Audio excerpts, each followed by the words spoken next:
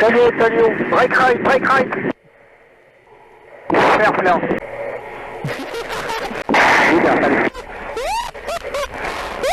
Just to engage there. Right turn, hard right.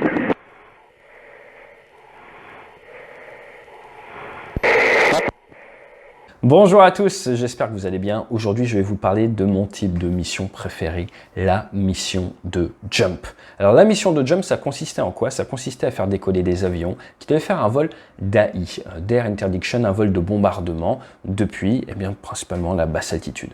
Lors de cette mission, leur trajectoire était connue par l'adversaire et l'adversaire, super étendard Rafale, devait nous intercepter, devait essayer de nous abattre à base de missiles infrarouges, Fox 2, ou alors de canons. Alors comment est-ce que ça se passe? Comment est-ce que ça se prépare?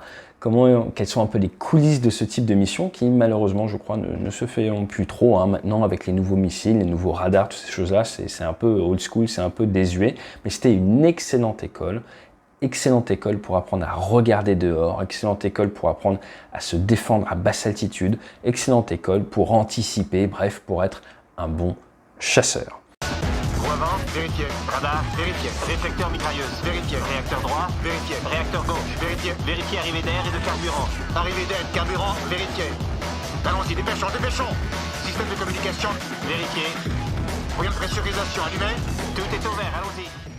Ce que je vous propose, c'est de vous mettre un petit extrait de ma HUD tape. La HUD, c'est la Head-Up Display, la visualisation tête haute, enregistrée sur mon super étendard. C'était une mission alors que j'étais équipier opérationnel à la 17e flottille de chasse, seul contre deux. Je devais les intercepter, je devais arriver dans leurs 6 heures derrière eux sans qu'ils ne me détectent. Vous allez voir, j'étais à 160 de pulsation, même assis dans mon avion.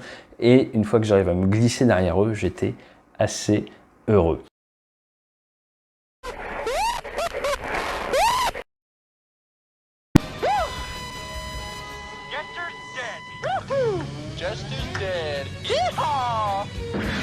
Si vous voulez plus d'informations sur ce type de vol, si vous voulez tout savoir, il y aura bientôt sur maquin.tv version française parce que ça va faire partie d'une nouvelle série, d'une petite saison autour de vols spéciaux, de vols assez sympas que j'ai vécu ou que d'autres pilotes ont vécu, qui n'ont pas donné lieu à des accidents ou à des comptes rendus d'enquête, mais qui méritent néanmoins d'être partagés parce qu'il y a pas mal de lessons learned, il y a pas mal de petits détails croustillants si vous appréciez de près ou de loin l'aéronautique.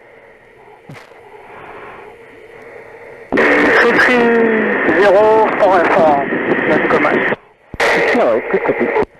Salut, break right. Fair plan.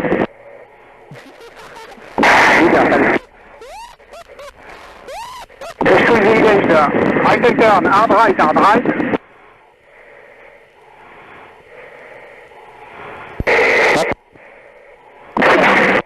Leader, not right.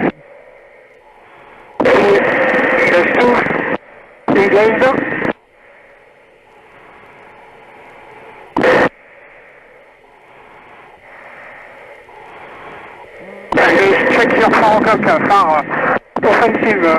Alors, pour bien comprendre cette vidéo, dans un premier temps, nous allons regarder une carte. Cette carte, vous le voyez bien, c'est la France.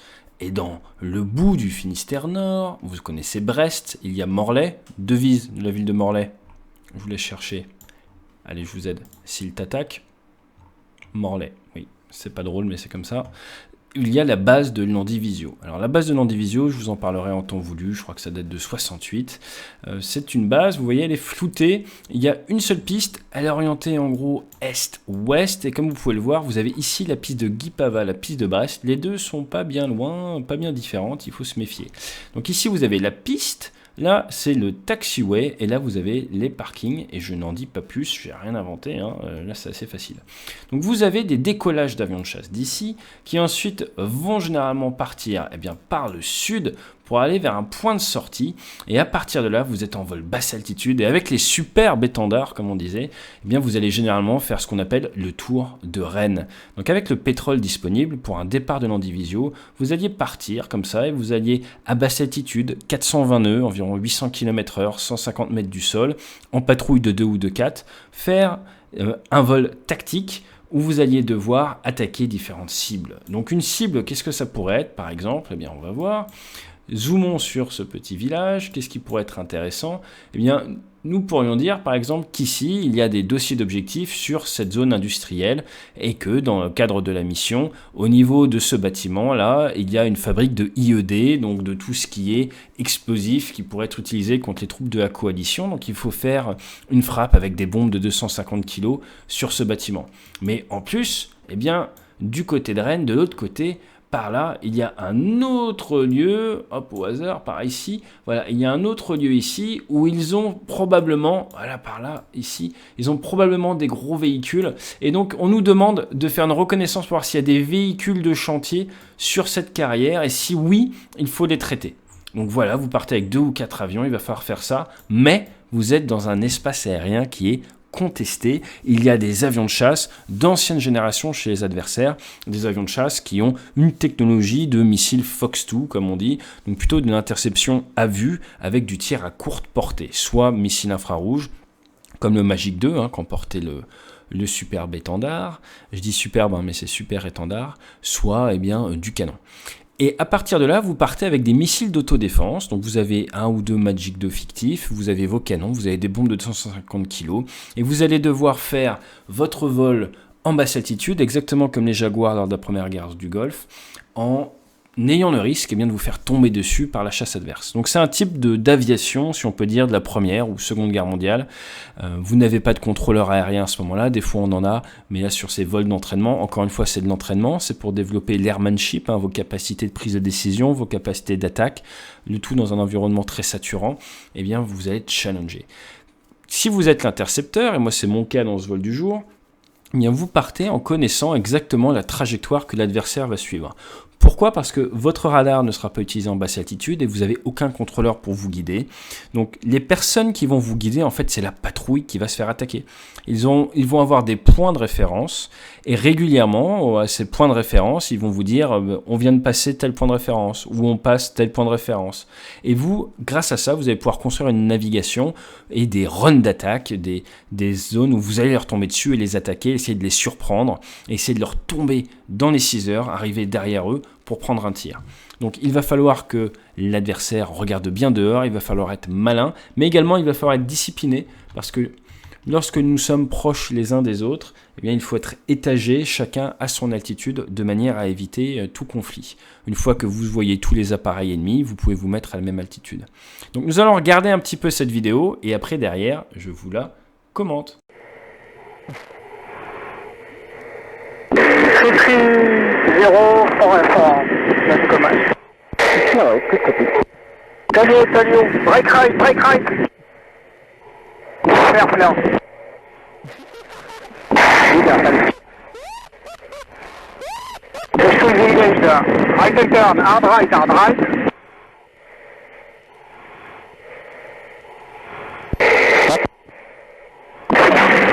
Leader, not right. Just to engage there.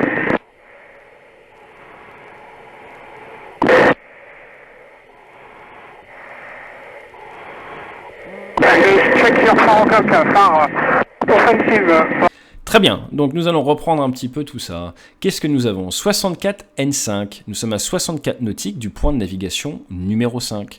431, c'est la vitesse en nœud. Un nœud, c'est 1,852 km/h. Ici, nous avons 2 grands traits, c'est en gros le domaine de recherche du Magic 2. Donc c'est là où le système va regarder. Là, vous avez ce qu'on appelle la cabane, c'est le point de navigation, 22-23, cap 220, cap 230. Vous avez la référence d'horizon, le vecteur vitesse, qui va vous dire la tendance de l'aéronef à monter, à descendre. Vous avez ici le diamètre de l'adversaire, c'est pour tout ce qui est calcul de tir canon, sans radar allumé. Et vous avez ici 800 et 520, donc c'est 800 pieds à l'altimètre, 520 pieds H, à la radiosonde, donc pile poil dans les textes. Et vous avez ici les chevrons de vitesse, donc je suis en décélération. Et NP non paré, c'est pour tout ce qui est commande de tir. Allez, on va écouter la radio.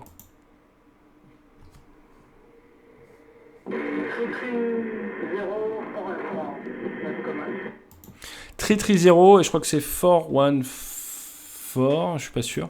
En fait, c'est un relèvement de distance. Un relèvement de distance par rapport à un point. Donc là, c'est ce qu'on appelle un système de bullseye, un point de repère. Et donc la patrouille, et on commence à les voir ici, vient de donner sa position. Et là, c'est très intéressant. Pourquoi? Parce que moi, j'ai acquis le visuel ou le tally. Visuel, c'est un allié.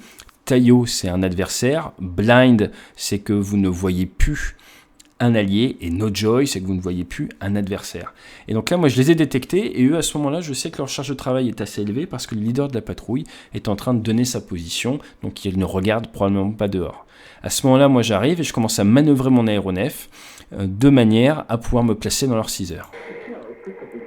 Et là, je collationne, good copy, je leur dis que j'ai bien entendu leur message. Je ne leur dis pas que j'ai tally sur eux, de manière à rester le plus discret possible. Ça fait partie des règles du jeu. À ce moment-là, ils me voient. Forcément, je suis incliné comme ça en train de virer, donc je montre plus de surface. Ils me détectent, mais je suis déjà en fait à portée de tir. Et donc là, Taillot, c'est qu'il me voit. Break right, c'est il dit à son équipier, ils sont deux, je suis tout seul, de breaker, de partir en virage serré sur la droite. Là, vous voyez, donc l'avion part en virage serré sur la droite. Moi, j'ai déjà moins de vitesse par rapport à tout à l'heure. Je prends du facteur de charge. Il annonce flare, ce qui veut dire que fictivement, il envoie des leurres infrarouges de manière à empêcher mon Magic 2, mon missile RR, eh bien de pouvoir s'accrocher sur sa signature infrarouge, s'accrocher sur la signature thermique de son réacteur qui a un ATAR 8K50, qui n'a pas de post-combustion, le super étendard, et ça m'empêche de tirer pour entraînement. Donc là, moi, je commence un peu à me marrer parce que là, je sais que ça y est, je suis extrêmement offensif sur eux. Il n'y a aucun risque là qui m'abatte. Et moi, par la géométrie, je vais facilement pouvoir prendre un avantage sur eux. Je lève un petit peu le nez. Pourquoi? C'est à des fins de gestion d'énergie. Je prends un petit peu d'énergie potentielle de pesanteur pour mieux gérer ma vitesse. Une sorte de mini high yo-yo, comme on dit. Là, vous voyez ma vitesse s'effondre.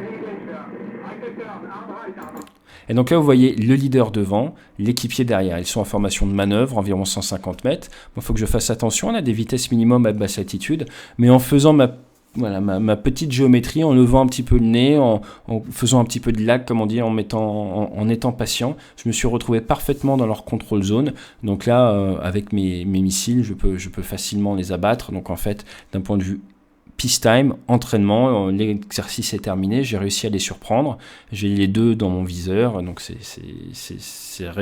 on va dire une très bonne réussite pour un jeune équipier, donc c'est pour ça que je suis tout content.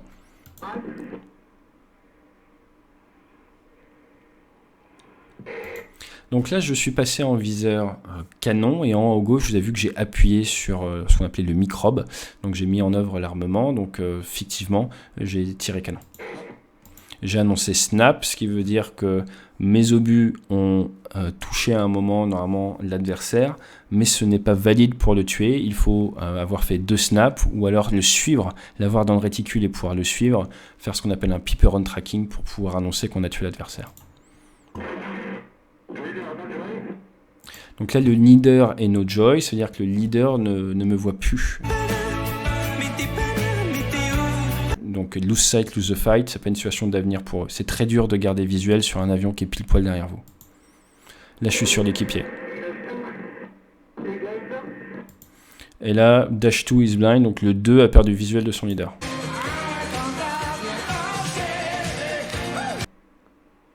Vous voyez la vitesse où ça peut aller. Ils étaient l'un à côté de l'autre, et là, ça y est, ils réagissent. Dans la foulée, ils prennent beaucoup de facteurs de charge. Je suis pile poil derrière, et là, ça devient très compliqué dans leur cockpit.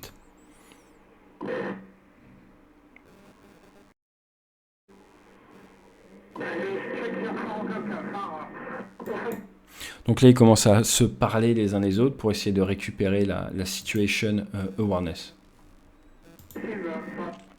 La situation awareness, c'est la conscience de la situation. Donc là, ce qu'on vient de voir, c'est quoi? C'est un tout petit extrait de ma visualisation tête haute. Je vous avais promis cette vidéo pour les 100 000 vues, pour les 100 000 abonnés. Donc n'hésitez pas à vous abonner. Comme je vous l'ai expliqué, eh bien, tout ce concept de jump, et j'en ai d'autres, ça va être étudié beaucoup plus en détail sur la chaîne Moiquin.tv le mois prochain.